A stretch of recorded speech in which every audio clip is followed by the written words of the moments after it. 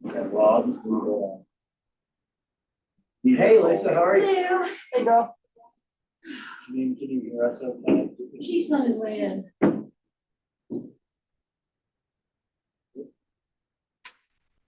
Hi, Janine. Hi, everyone. Hey, there she is. Understand you have a flight back home now? For Wednesday, that's the soonest Delta flight I could get on. But yeah, Did you see Southwest tweet today? Southwest was like, yeah, y'all make fun of us in our Commodore 64, but none of our flights were delayed. Oh. I know, I burst out laughing. So they have a totally different system? They do. Okay. Did they upgrade from the last time that they had the debacle? I don't know, Yeah, 'cause- right. yeah, well, my kids got Just caught in saying. one in, Truly. at Christmas. Well, that was an old system. No. The one that got shut down was Southwest. What we were told was, So all the current. okay, different. Yeah, interesting where we're.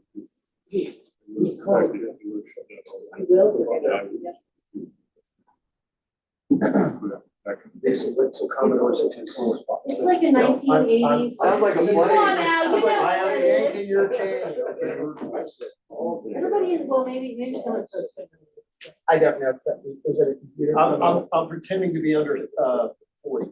This is like 1980s. Yeah, somewhere around. I didn't start using a computer until almost like 1999. Oh, no, my dad was like a computer programmer with processors, so we had computers from 1981 on. Yeah.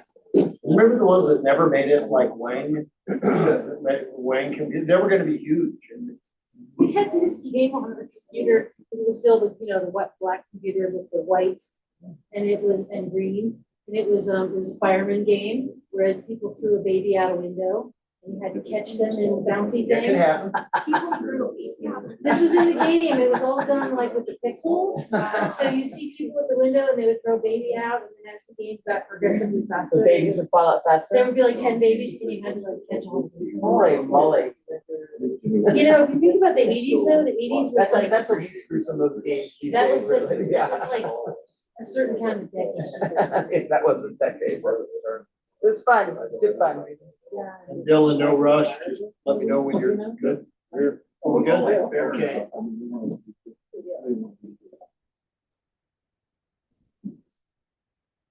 Hey, Chip, how are you? Long time no see. It has been a long time. You haven't aged at all. No, having the shave. Well, I'd like to welcome everybody to the July 22nd, 2024 City Evaluation Work Session. We have 6 items on our list. Frankly, I think some will probably just take a couple minutes, and there'll be others that are much more complicated. I'm sure we'll dive into. First up is a short-term rental regulation update. Frankly, I was happy that the courts sided with us. And Andy, did you have anything further to add on that? I do. We did have municipal court last week, and I spoke with Judge Goodby about this matter. And it was very timely as far as the court decision on short-term rentals. And it also related to a decision our municipal court made just recently. So I asked Judge Goodby if he might come join us and just give a brief update to council on this situation with this short-term rentals. Very good. And are you anticipating maybe next meeting or? He's with us now. Oh, I He's didn't with us now. realize that. Yep. Oh, okay, excellent. Oh, there you are. Is that Judge Goodby? No, he's over here. Oh, there you are. Hey. Good evening. On that screen. Now he's there. Now you're up. There you are. We got you full screen. All right. Well, good evening. Hey, Welcome. thanks for the invite, and I'll try not to take up too much of your time. Okay, go ahead. It's frozen. So, you know, of course, that you have a. Can you guys hear me? Oh, shoot. It No, froze you connection. just a moment. Let's try this. Hopefully this will work. So So a case was brought under the short-term rental ordinance. I'm not going to say much about that because it's set for a trial next month. But as part of the defense of that case, a motion to dismiss, a lengthy motion to dismiss was filed by defense counsel, alleging a number of constitutional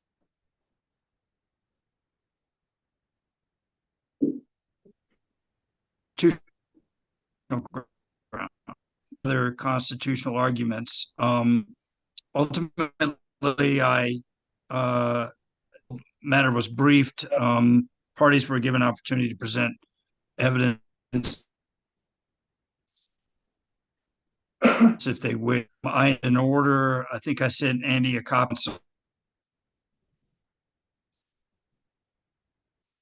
it's not the kind of, it's not terribly interesting stuff, but two of the main grounds seeking to dismiss the case challenged the constitutionality of your short-term rental ordinance. I didn't agree with the motion. I denied the motion to dismiss. And I became aware in the course of writing that order that there was also a federal case in the 10th Circuit filed out of Summit County. And Summit County had adopted their own short-term rental ordinance. And it's pretty big case out of Summit County. The case had been pending for about 6 months before our case was filed, but a similar motion had been filed seeking, well, it was kind of from the other direction. The county commissioners filed a motion to dismiss the complaint filed against them. So, but ultimately the issue of the constitutionality of their short-term rental ordinance was addressed under fairly similar grounds. One being the dormant commerce clause, which really relates to whether one state can pass ordinances that may affect the rights of folks from other states. And then the other ground that was addressed in our case as well related to what they called an unconstitutional taking, a taking of my right to use my property. I'm pleased to say that the federal judge granted the motion to dismiss on behalf of the county and also reaffirmed a lot of the rationale and the reasoning that I employed in my order. And I guess the good news for the city is that what you've got now, in essence, is a federal opinion that your short-term rental ordinance is, at least as it relates to those two grounds, constitutional. Of course, it can be appealed to the 10th Circuit Court, but we'd be talking about a pretty lengthy process. So you wrote a good ordinance, and the federal courts agreed that it's constitutional. So that's my primer on the short-term rental case there, and I'm open to any questions. I'll add one thing before I shut up, and that is kind of as a an update on the court status. Court's fine, but caseload, and Chief would know this, caseload's up quite a bit. So a lot of traffic cases, certainly we're probably, in terms of caseload, at or near now where we were at the end of last year. So cases are up. And that's all the news that's fit to print from here. All right, any questions for Judge? All right, well, thank you, Your Honor. It was great to have you. I appreciate you spending time with us. And we always appreciate your insight. My pleasure. Good to see you guys again. You guys all take care. I'll see you later. Thank you. Thank you. Bye. All right, next up is Sadie with Community and Business Promotion. Welcome, welcome. Long time no see. Long time no see. First in this meeting. Good efforts, love it. Okay, so Dylan, help me. So I just share my screen now. Oh, share.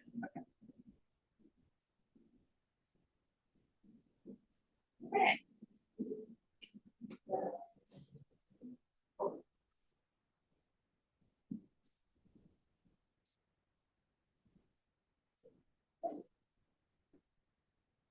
Okay.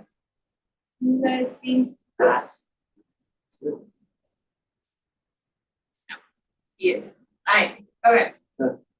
Well, Mayor and council members, thank you guys so much for allowing me to come and talk to you. My name is Sadie Schultz, for those of you that don't know me, I think most of you know me. I'm here representing the Chamber of Commerce and some of the business stakeholders in your community, as well as mainly just bringing some things to your awareness that have happened in the past that we would like to kind of do some work towards formalization. So I kind of want to give you a little bit of history of the why I'm here. So for the past 6 years, especially, I've been working in direct, very close relationship with John Payne, doing a lot of behind the scenes work on how to collaborate between city and business and how to create a streamlined process where businesses felt like they were really heard on a city level and were able to really create long-term and sustainable changes. There was a lot of work that he and I did offline that probably didn't really realize that we were doing it until now he's gone. And it's really pointing out a very large gap in the process of a place for the city to streamline that process. It kind of leaves me in a position where I'm not really sure where to go forward, and it kind of puts us in a place where we're at a pretty important place in time to not lose momentum on a lot of the projects that we've been working on. So it's really what it's pointed out is that there's a big need to stabilize the partnership between the city and the businesses in a way that we're pulling in the same direction, and that we have a framework to really do that work together. There's no beating around the bush. The Chamber of Commerce in Idaho Springs has been struggling and is struggling even more now than it has been in previous years. It's been a long time of trying to get that organization, that nonprofit representing businesses, stabilized. Chip shared at the meeting today with the businesses that it's been probably, in his witness, 50 years. Longer than 50 years. And when I got here 50 years ago, I heard stories about when the chamber was really good, and that was probably 30 or 40 years prior to that, and they had 100%, 99 or 100% occupancy or participation, but it was one individual that literally made it all happen. And that is not a sustainable thing. We all can have that energy for a little while, but get burned out. We go up and down and up and down and up and down. The chamber in town has been up and down, mostly down, and it's time that we do something different. So this came from an understanding that now the only way the chamber is sustainable or viable at all is through city funding. We would not be able to pay my position in the chamber without city funding. We don't have enough funding to do the strategic things that we need to do as a chamber to actually create vital efforts. So I started really thinking about how can we do what is already working within Idaho Springs to create a sustainable and a formalized approach. And so I started to talk to a lot of the stakeholders in the community, especially with Mary Jane and Steve, who've been doing work here for a long time. What has worked? What have they seen that has worked? And what has worked right now is the Vitality Task Force, the ERTF, the Economic Recovery Task Force. And through that task force and a thriving city business collaboration. So a lot of these things that are up on this list really came through John Kane and I doing this work. So us kind of spearheading and making sure that there was momentum behind that. So again, that's that city business partnership that really was the only reason that a lot of these things gained momentum, maintained traction, and kept going. So those things were working. So I was like, okay, that model is working. And so what I've noticed is that although that's working, there is no formalized model for that to continue to work. We continue to have these meetings, but there isn't really a formalized structure for the businesses to be represented and to be able to make dynamic changes. And without John there, the chamber is pretty much paralyzed. My position is paralyzed. I do not have an active board at the chamber that's sustainable. Right now, the chamber board has voted to pause all action until council gives us direction on where we'd like to go. I honestly will be very clear with you. if we don't figure out something, a version of this or something to move forward, I cannot continue to waste my time and the city's money doing what I do. It's just not worth it for you, and it's certainly a waste of my time when there's not a formalized way for me to continue to do it, if that makes sense. So it's really important that we formalize a plan to navigate this, because we have the downtown master plan and the mobility hub coming up. You've got a lot of business owners in the community very concerned. Now Blue Sky closing, I-70 projects. We have a lot of very freaked out businesses and business owners in this community who are concerned about their ability to be stable, their ability to be sustainable, and their ability to thrive through really heavy impacts. Also, there's a large fear that certain projects are going to get dropped because there isn't a plan in place for how to maintain the momentum that we could build through the grant writing, through the business collaboration that there was with John Payne. We're very concerned because there's not the level of communication. You know, John was the communication point. If you as a business owner has a question, you could go to him and he could tell you where we were in the plan, where we were in the structure, what were the pitfalls that we might be able. Now it's like, where are we? What are we doing? Is there a plan? Do we have a plan? How do we make sure that plan's maintained? So we all got together and talked about how we can solve this very critical issue. And I think the big thing is collaboration between the city and businesses has already worked really effectively. I mean, it navigated a super challenging time period through COVID, but we actually came out stronger on the other side of COVID as a business, vitality-wise, than we did pre-COVID. More engagement, that was the huge thing. I mean, having businesses have interplay in how things work made a huge difference in what we could see. We don't have to reinvent the wheel. This is not, I'm not asking you to create something that hasn't been done already. Georgetown Promotion Commission functions very similarly to this. We can model very much after their model. The ERTF model has already proven that this can work in Idaho Springs. So what I'm asking for is an establishment of a business and promotion vitality board, essentially formalizing the vitality task force that is currently happening already. And if I could just inject for the benefit of council, because I'm always at these meetings, and I will tell you, they are very well attended. We usually it's at least 10, sometimes 15 or more. So I'm just saying, when she's talking about not reinventing the wheel, we have some very active businesses that take time out of the day to come here for that meeting, and they're not shy. You know, they speak up if they think, you know, they've got an idea, maybe we can benefit downtown, and kick it around. So yes, if we formalize it, we already have very active, very plugged in folks. Would that vitality board still be board? So this would replace that. I would essentially say that what this board would consist of, and I'll go through that a little bit more in the presentation, but this would be that. They would become one another. What I'm asking for is a formalization of that existing structure, and creating some, you know, pretty direct action from council for it to start with. Because I think what's really important is that you start to see is what we need is the formalization of it, and then it already has immediate action items that need to be addressed. Your business district is seeing a pretty significant downturn because of the I-70 impacts. We are all seeing large hits from it. Some days, like, pretty impactful hits where the businesses are like, wow. And we're stepping into a time where we're gonna start seeing traffic holds on I-70 again because of rock blasting. So we're coming into a period where we're gonna have even higher direct impacts to your sales tax base. And if we don't have a marketing plan to start addressing that, you're gonna have businesses that are starting to panic on their ability to stay vibrant through continued impacts. Because we just see I-70 impacts right now. Next year we have Mount Blue Sky closing. That's gonna be a huge impact and a huge market we can tap into to tell them, hey, don't leave the area. We still got lots for you to do here, even though you can't go there.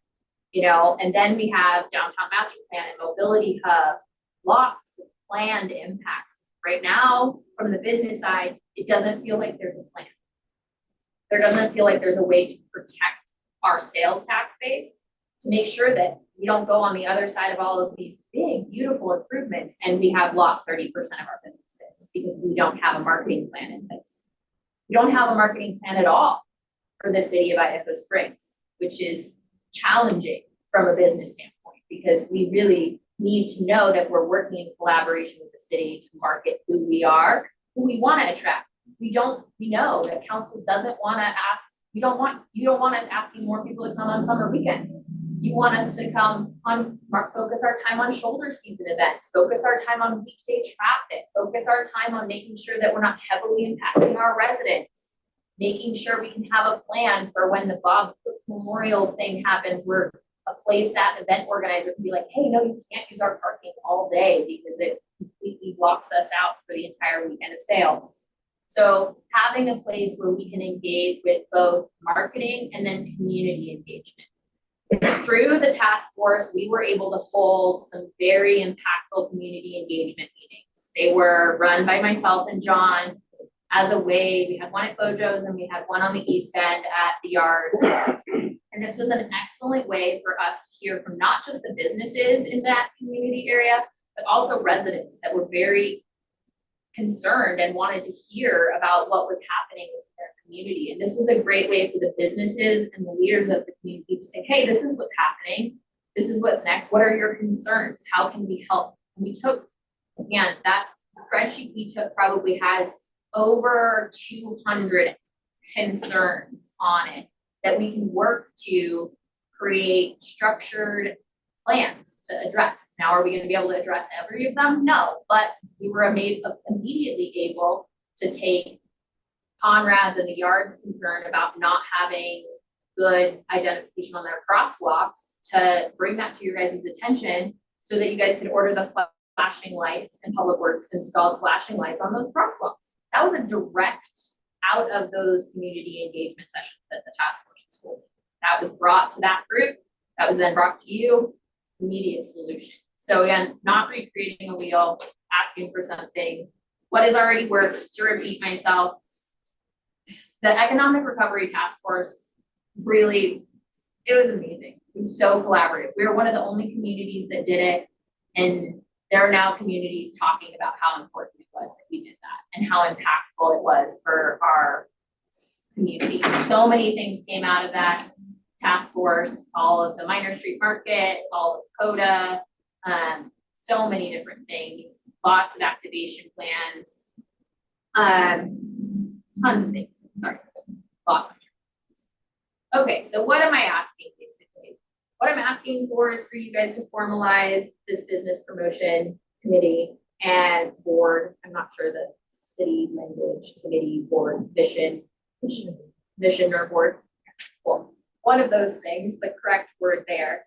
Essentially what I would view this as a structured chamber of commerce. It is a board that is representing the business impact to help partner with the city to create sustainable and vitality by streamlining communication, making sure that businesses always know there is a place to go where they can voice their concerns to be heard by other business owners to help create strategic changes.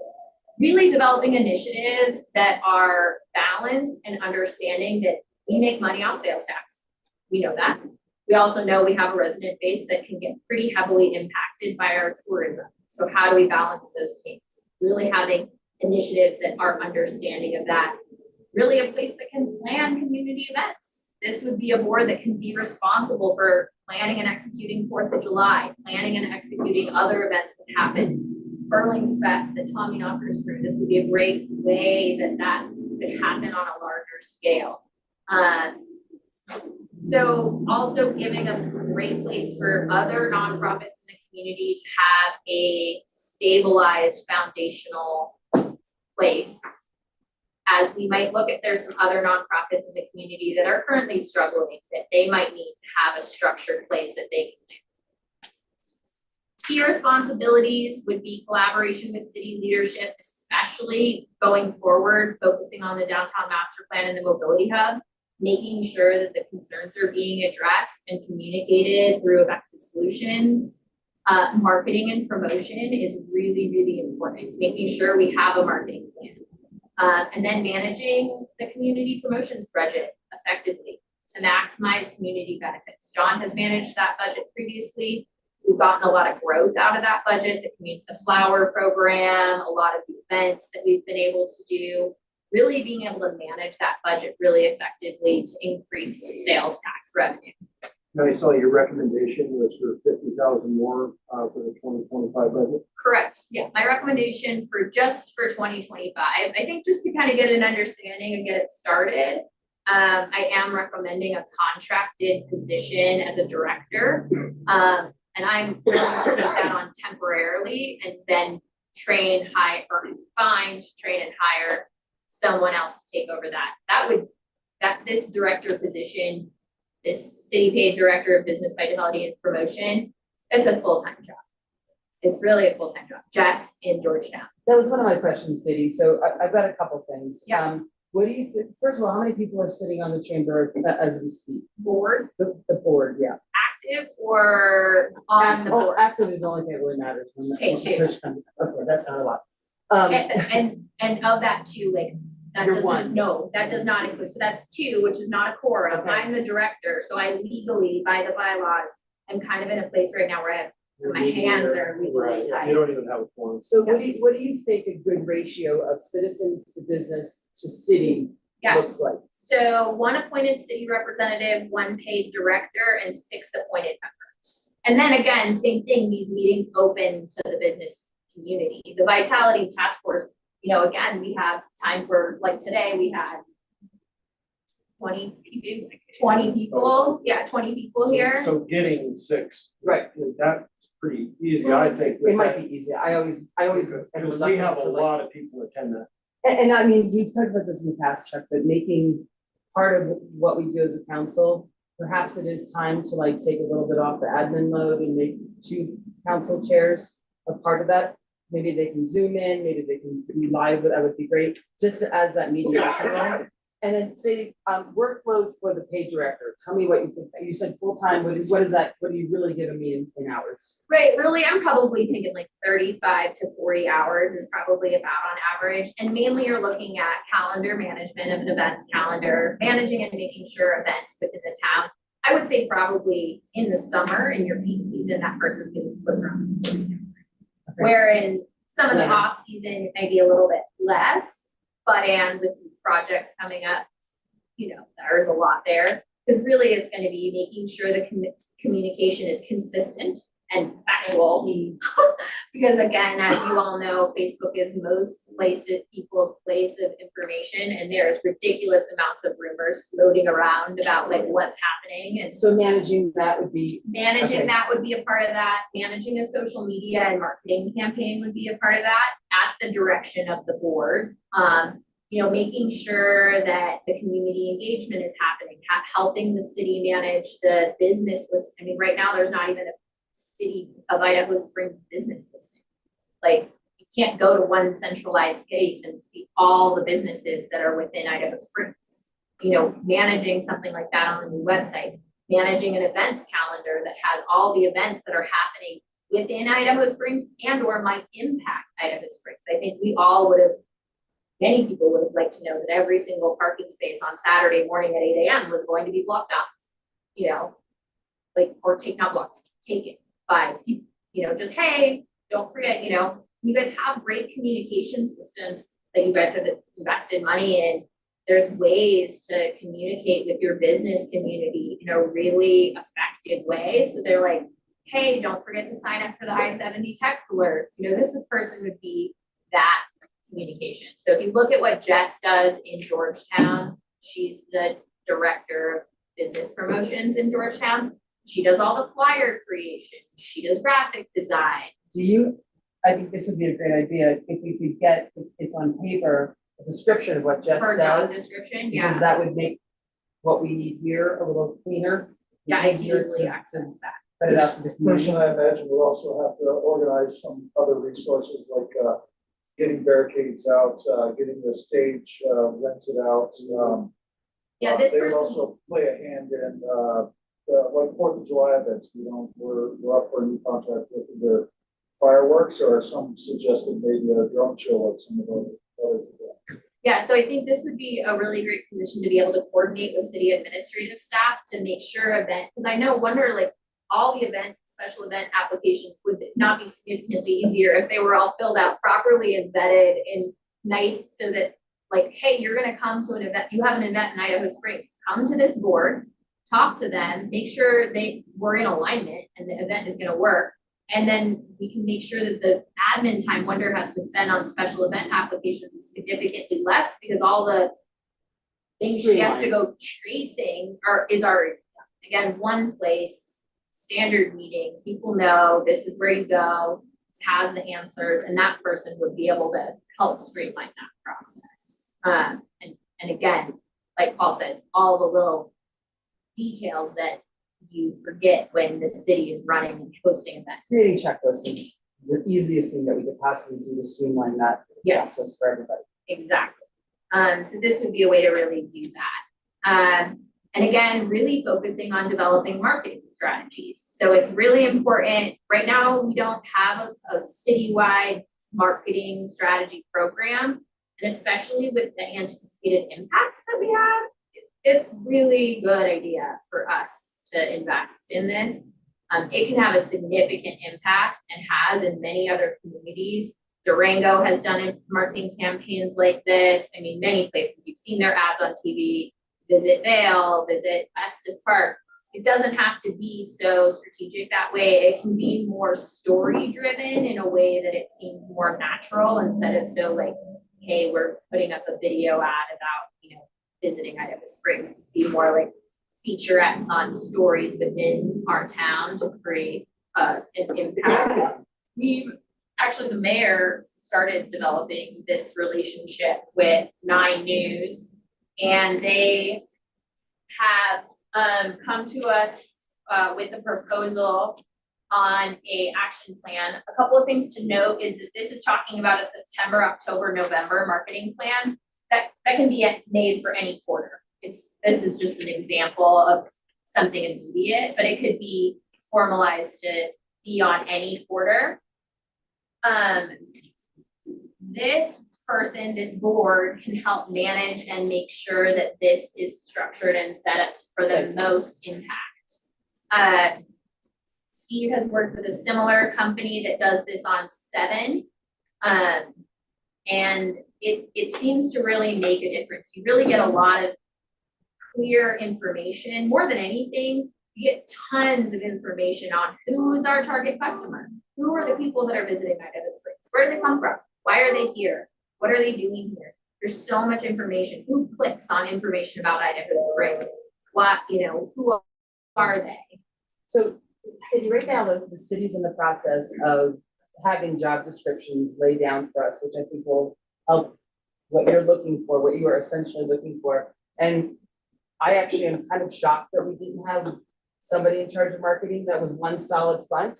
So that is, not that it's startling, we're a very, very, very, very small group of people in a very busy town. So it's not shocking. But I think you guys and Mary Jane and Chip, I think you guys have sort of done your own marketing for us. So now what you're saying is we need to solidify this. Yeah, and collaborate. And collaborate. And we have an opportunity here with the new hire, the hire for the deputy and admin. I'm proposing, it's not been approved yet, but I'm gonna say it out loud, so maybe a little bit more push, is just a straight on grant writer for the city of Idaho Springs. And then maybe also bringing in somebody who has a speciality in marketing that can collaborate with this group. So right now is we're at that fork in the road where this is a great opportunity for what you're talking about. Exactly. And I think that's why this is so timed all perfectly. We got a lot with Sean, like there was a big light, Sean, when John left. So it's like, okay, now we can really get strategic about the best way to spend the sales tax dollars that we do have to grow and to continue to create sustainability through working together. Another thing that's important to note about this 9 News plan is that we've already pitched this 9 News plan or versions of it to CDOT, and they're willing to commit funding towards it. So this wouldn't be something that would be 100% city funded. I also believe that your business community would want to skin in the game and pay into something like this. So it's not, hey, city council, you got to pay 40 grand. It's, hey, city council, would you be willing to work in partnership with CDOT and your businesses within your community to make sure we're being really strategic on how we're marketing ourselves, especially through impact studies. So that's my spiel. Questions? I do have one. It looks like the burden is somewhat gonna fall on you for a short period of time.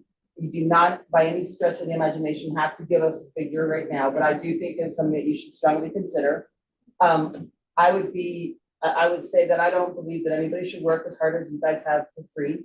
So however long you can stay with us to get that new person up and running, I believe, I can't speak for council, I'm speaking for Kate Collier. I believe you need to be compensated. So if you could come to us and let us know what that looks like for you, I'd appreciate Oh, I that. already got that for you. Okay, So, but I don't particularly like to say that out loud, like, Yeah. let us Yes, negotiate with I you. do, just so you know, Yeah. like, again, I am coming to you saying that I am willing to take on this burden for a temporary period of time because of how important it is. You know, the businesses of this community, you know, like, I'm bled here. John and I have like put so much to get to where we are, and like all that I want to do is be able to see us through to a sustainable point. My biggest concern that John's departure left was, what if I leave? What if I decide I can't do it anymore and I need to throw my hands up and I walk away? How many balls fall down and fall apart because there's no sustainable and consistent It's daily place? and PTOs. And it's like, that's just not, that hurts my heart. And so I'm like, I cannot sit with myself and be like, that's okay. So I am willing to take on this additional temporary burden to get it stabilized, to get it structured so that we have sustainability and we can hire a full-time dedicated this person. This is their lifeblood. Well, the other thing that John's leading showed is that this has been dependent on a couple of people. Yeah. And I think making this a board or a group, that it's not one person dependent, actually is a better sustainable process for us going forward. Lisa, I agree, especially when you think about burnout. Chip was bringing this up earlier today, and you know, that's the easiest thing in the world to do, like Jonathan, right? Was never say no, and I don't care if he had a 60-hour week.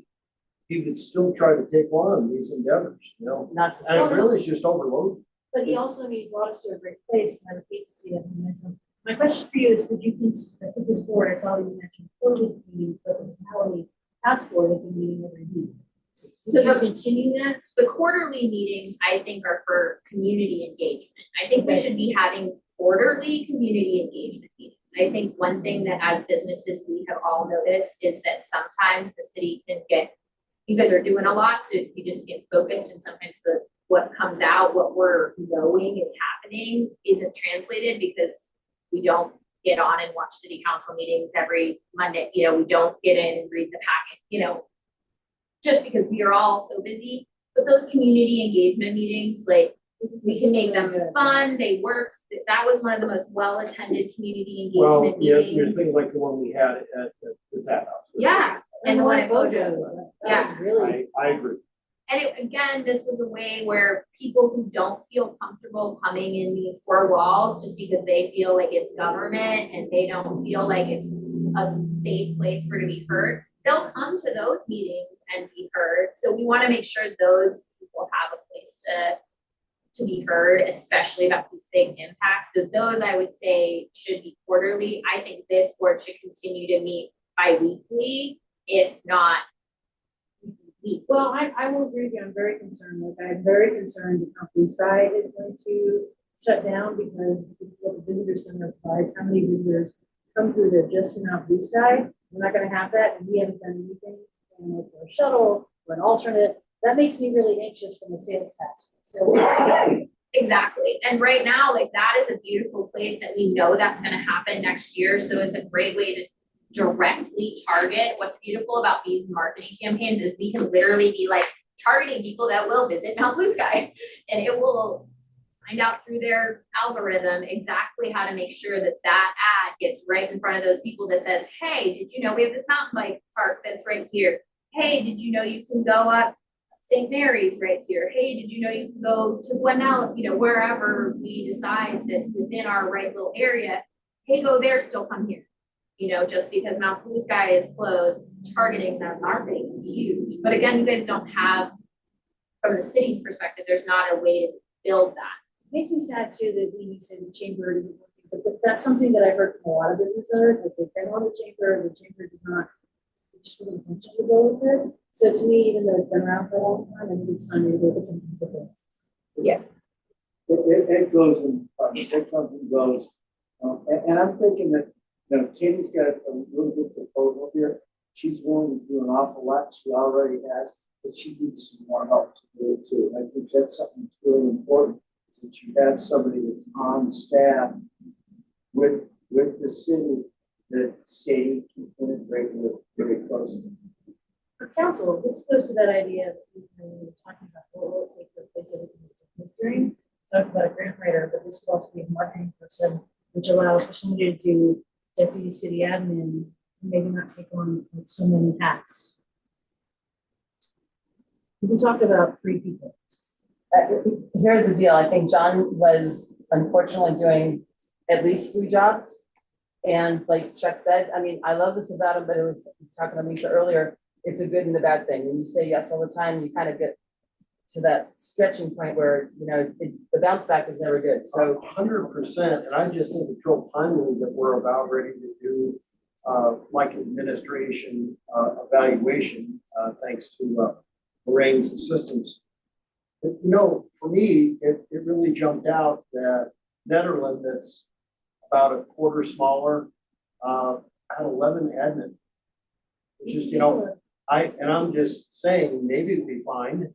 I'm not telegraphing, would never interfere with Lorraine's work, but I wouldn't be surprised if we don't find that we're, a couple of people short. Yeah, we're too short staffed here. I think we should have more departments, more people running those individual departments. You can never focus on the one, can't focus on the things that you need to focus solely on. And this is one of those things where you have a marketing community promoter, and it takes one person to really focus on those things. Once you guys start getting sidetracked with writing grants or running other things down, you start to lose focus on what that job should be. Sure, Paul, and then, you may find that you missed out on millions, because you were so sidetracked on all these other things that were on your plate. So, I think I'm definitely hearing that concern from council. Well, I think, sorry. I think that we have a conversation that we need to really, and sooner rather than later. And that was kind of, so I brought Chip and Mary Jane and Steve with me to kind of, hopefully they can each speak a little bit about the importance of the urgency of this request and decision. I think people are like, oh, we could do this next year. I'm like, no, like yesterday, like last week, like we gotta figure out a way. I know city process needs to be formalized and you guys have your own process, but as much as we can be dynamic in this situation, I feel like it's gonna serve us long term. So I wanted Steve, Mary Jane, and Chip to briefly tell you guys why this is so important right now. Sorry, putting you on the spot. We've been living it, man. Yeah, I know. I'm gonna let Steve start. And I'll say it's so well put together, it says, well, you said this is the momentum. Seeing that goes so well, you can't lose the momentum. And the relationships that businesses have with each other from those meetings, just talking before that, when there was individual islands of businesses, it's changed. So, And of course, we brought up the past, of course, Chip and I've been around for so long. We did have an organization that was a city business, we call it the Kellogg Community Activation Task Force, that got so many projects done. The city funded it, the businesses funded it, and we got the first downtown improvement district done, we got the rec center craft, we got all kinds of millions and millions of dollars of projects done. Exactly this type of work. We also had a member from DOLA come to every meeting, so we had statewide influence, we had CDOT, and that lasted for 10 years. But it's this exact thing that I think will work. We have to have funding. And as you all know, the businesses are the city's budget. So it's, just can't wait. like earlier, chamber has how many business members? 20, How many businesses? 300. We need to get more support. Yeah, some of this will be.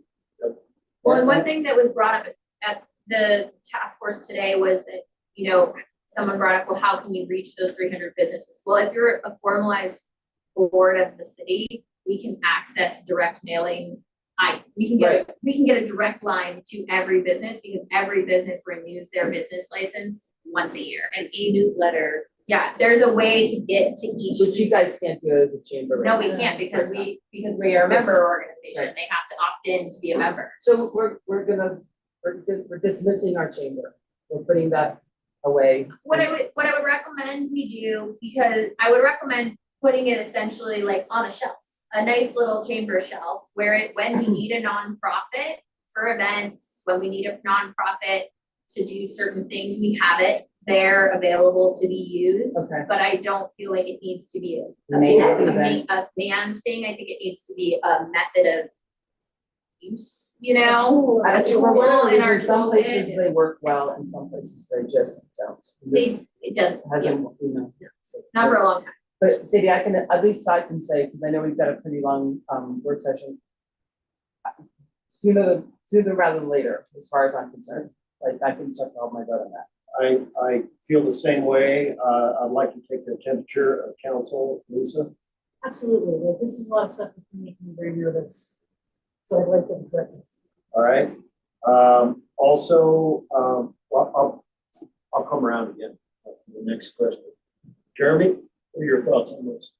We need to look at it with the student and whether the staff are at the C level and make sure staff are funded.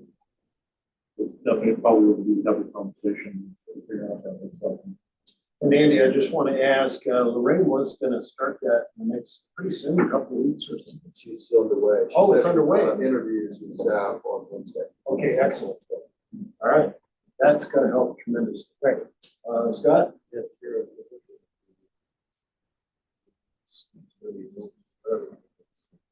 All right. So what kind of time frame are you looking for this? I mean, I know you said yesterday, 3 weeks, but 4 weeks, do we need to have a work session?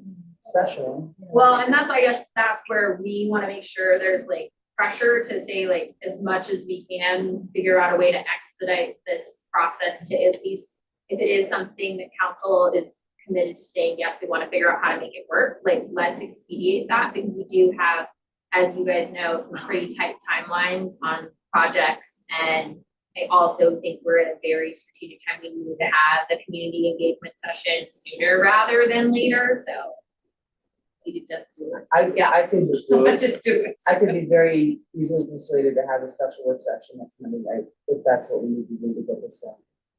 So we Yeah. can dedicate more We need time at than a least half month an for hour. all the information.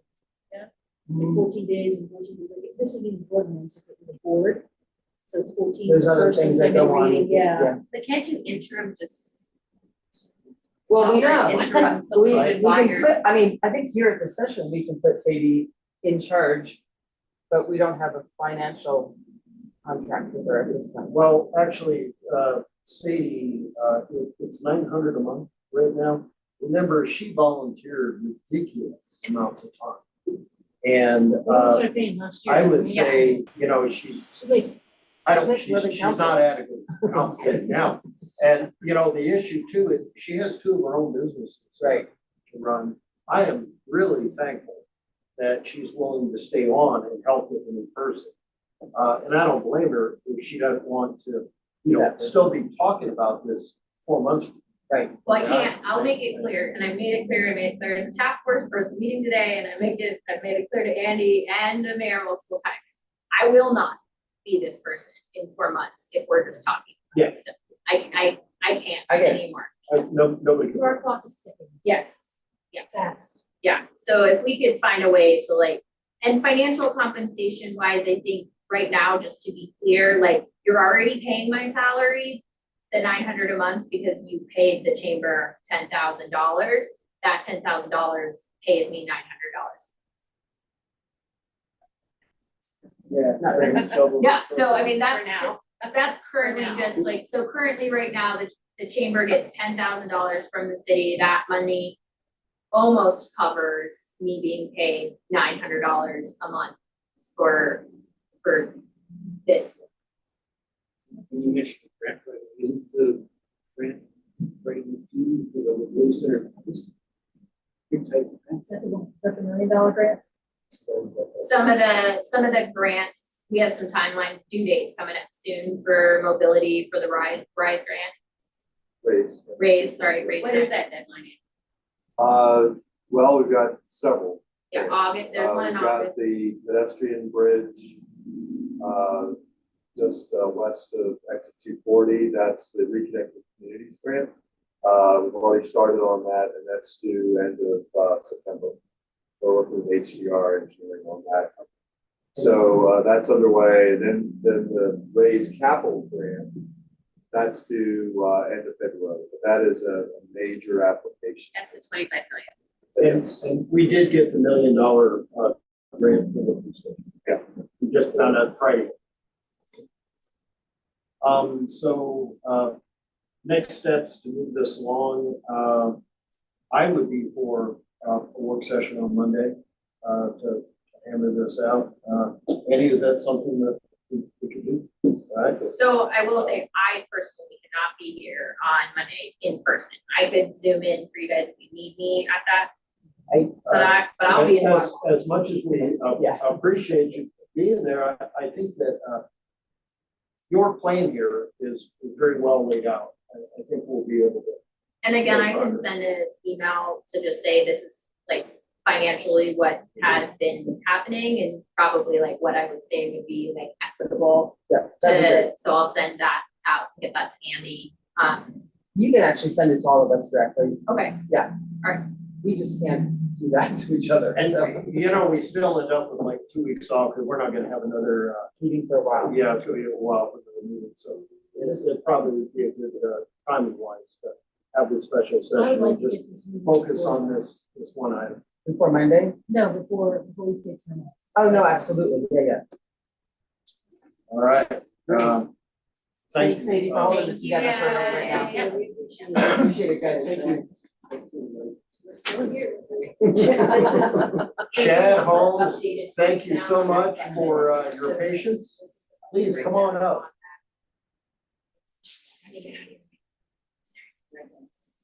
Oh, good night. Thank you for coming. Thanks, Sadie. Thank you guys. Sadie, when do you head out? I leave on Sunday. Okay. Yeah, So we have some time. Yeah, I have some Talk this time. week. yeah. Okay, okay. I'll send you an email. Okay, thank you. Okay. If I could tee it up, I'm not sure, Dylan, if it would be helpful. Chad has brought some stuff that we can pass around, just so. Oh, nice. Okay, I wasn't aware of that. That's great. You have access to just very simple. Now I don't have our USB. You can either email it very quickly, send me an email, or you can log into the Zoom. Also pass it around to just, as we talk. Sure. Yeah, that would be the, and I've already, seen this, so I'm gonna pass it to Scott and we'll pass it around. And should I just give people a brief overview of why we're? Yeah, that'd be great. Sure. So Chad, is looking at purchasing property up Virginia Canyon Road. The map is in the packet. I can pull it up just for folks who are on. So essentially, approached us to say, hey, is there a way I can annex into the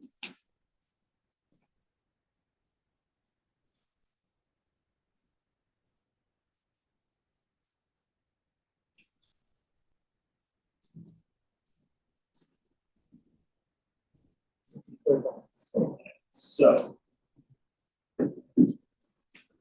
approach is to say, hey, I'm interested in, I have this idea, I'm interested in annexing, is it possible? And, at first we kind of said, well, we're not really sure, we don't have continuity with existing city limits. You can see here on this map, the proposed parcels that Chad may be acquiring, and then our city limits, the top of Virginia Canyon Mountain Park, Upper Landing is there on the right.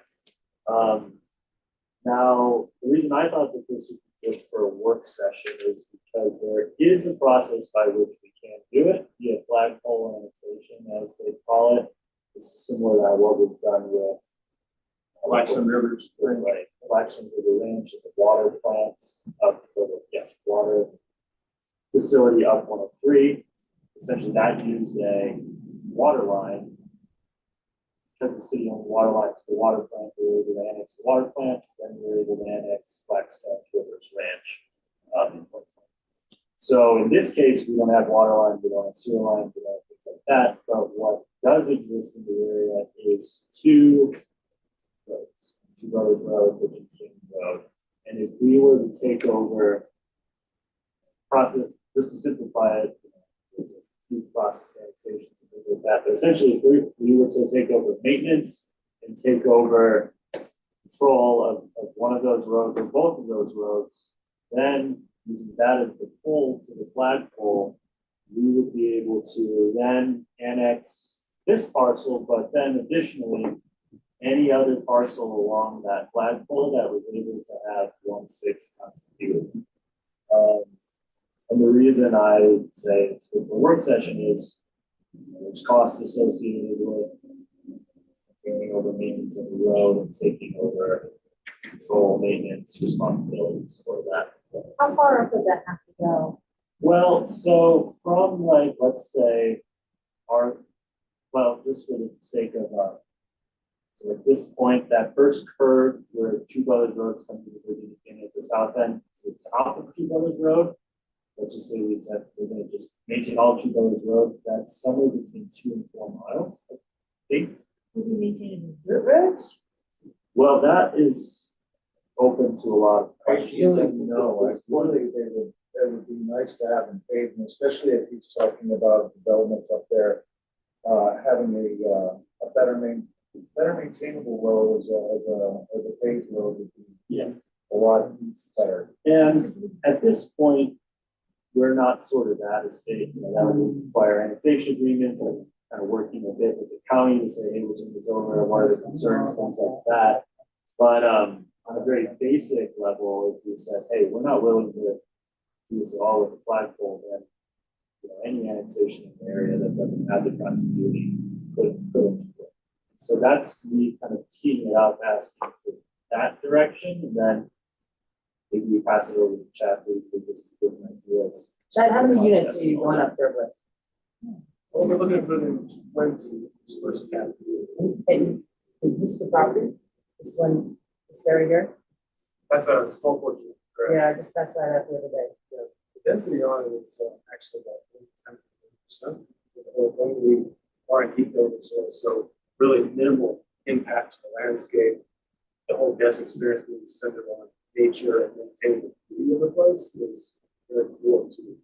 Okay, that's it. We saw the toilets, composting, factor water. Compostable toilets, maximizing water usage. That has since gone to the wayside for that part of it, but Oh. water conservation is absolutely part of it. We've been having ongoing conversations. We've been hundreds of hours with this, and we really do appreciate the ability, like you inviting putting this in here to have the opportunity to introduce ourselves. I'm just one of 3 of our development team. So we spent hundreds of hours putting this together. It's been a work in progress. We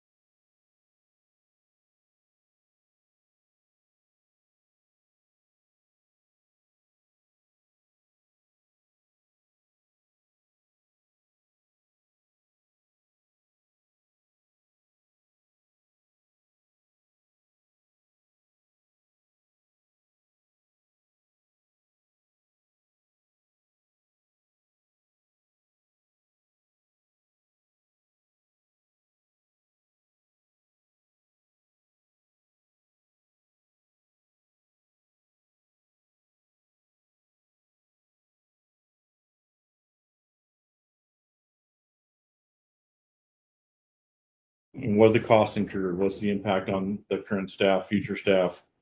Well, all of that needs to go into this process. So this is a lengthy process, but I think it's totally worth going down. Yeah. I think it's what we should be doing. I just don't want anybody to go into it thinking it's It's as a no-brainer. big of a process as it really is. That's kind of my point. Just understand, I think there's hope in the end, but there's a whole bunch of questions that have to be answered, there's a whole bunch of there's traffic studies that have to be figured out. Because Virginia Canyon has a lot of traffic already, so if we absorb that as a city, we're also absorbing all of Russell Gulch's traffic that already exists. So we take on that workload plus whatever we add in and out of here. So there's a lot that has to be evaluated, but it's worth going down the path.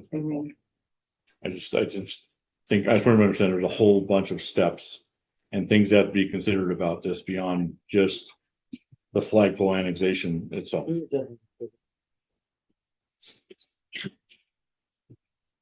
Yeah. All right, any further questions for staff or Chad? No, okay. Chad, thank you so much for coming. I appreciate your patience. Thank you very much for your time. Thank you, Chad. Thank you. And I know we will be looking into this further. The next thing we have is compensation for a city administrator and assistant city. I may have gotten the meeting back on here. Janine, can you hear us? Are you still on this meeting? It's not working on this, but Are we able to go into council? So We can go here, this without- is what, and Andy, please correct me if I'm wrong. Since we can't take any formal action in a work session, I think we're okay. I think we won't be able to continue with Yeah. 7 if we don't have the power and the streaming back. Yeah. Is that correct? I think that's correct. I was gonna mention that. I know that we've lost internet. We have not lost power Yeah, before and we well- weren't able to go forward because we can't. I- We're not live. I would suggest completing the work session and then rescheduling our regular meeting for next week. All right, yeah. We're already having a work session. We can start at 5:30 if you would like. Give us plenty of time to talk about that one issue and then we can go right into the regular meeting. Sounds like.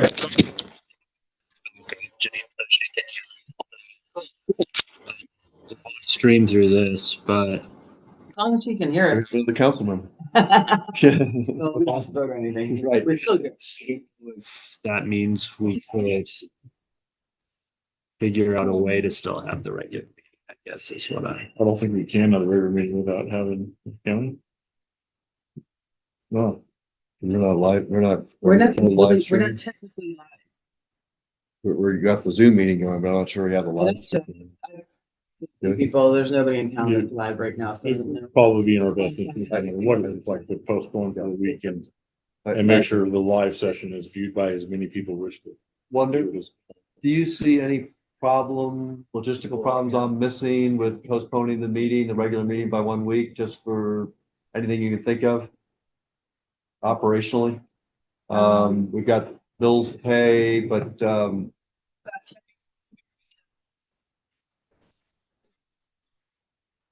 yeah, but that could.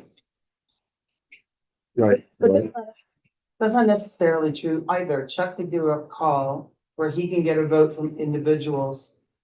And we've done this in the past. Council's Hillman was famous for it, where we could get a vote as of tomorrow. So we could go. 9:35. What time? It still says 9:30.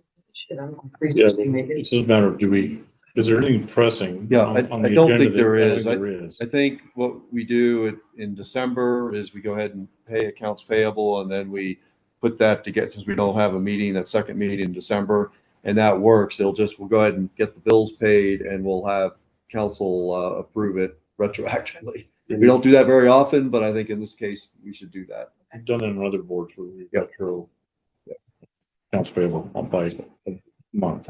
Okay. So if that's okay with the council, I would recommend that. Sounds good. So do we want to continue the few remaining items on the next? I would measure? recommend that. I think that would be okay to. And we'll be more transparent that way. Yep. Well, I want to thank everybody for Just to clarify, so the remaining 2 items you'd like to just go with the next meeting? Well, especially, Is there? I would only because it's money, Okay. because it's That's- salaries. We're still streaming, you guys. Yeah. Can you all hear me? So we're still streaming. This is Janine. On audio. I mean, you can turn on my video, but it's streaming me. And I'm just asking because I still see the YouTube thing that looks like it's live I streaming. can't. So- Oh. I have a- Hey, Bob, are you watching, city council right now? Janine, what'd you say? I said the YouTube looks like it's still streaming, like it's still lighting up in the corner. Well, we never got out of the. That's the other side. Power. Sorry, Bob, I got it right. No, this is very concerning. to This me. might be where it's better to talk about compensation. No, stuff no, Next no, we on don't. Monday, When you're in front to of- make sure that anybody that wants to know about that subject and hear the discussion and see the video gets to do so. Just to make sure we don't have something going, I wish I would have known. I mean, I wish I could have seen it. let me just reiterate Thanks, Lon. what we've already talked about in these two topics. I mean, We are, we just did formally talking about it in a public setting. Okay. Which what I think would be Okay, worth postponing until next Monday. So we can have a discussion in the public settings about So- good. you're saying just let these guys cover the topic so that it's out there and then we can vote on it next week. Is that what I'm I'm hearing? saying we just cover, I think we cover even the work session next week, so that we can for that discussion, yeah. You think- Can you? I do, just because we're talking about compensation, and an agreement with the city manager. And ultimately selling surplus vehicles, I think doing that in that style of meeting is to our benefit. Yeah. Versus having to maybe explain why we chose not to have that in a public meeting. Okay, make it, That's just my idea. By the way, Bob just told me there's 2,600 counts that are out right now, so it Only? it's, yeah. Only. So it's a lot more than Idaho Springs. Gotcha. All right, well then I guess we will leave the remaining work session items for next week. And I will see you all then. Thank you very much Thanks for your guys. time. Isn't it weird that it's out and there's like really nothing going on? That's what's so Yeah. weird. Well, I'm curious to know if it's just this side of town or Get the all meeting town. that had- Well, I've called you. Cause this is the host. Yeah, and, because a lot of Caleb- times like this side will be It live won't and be- my side. Yeah. So, yeah. So, yeah. It's kind of the whole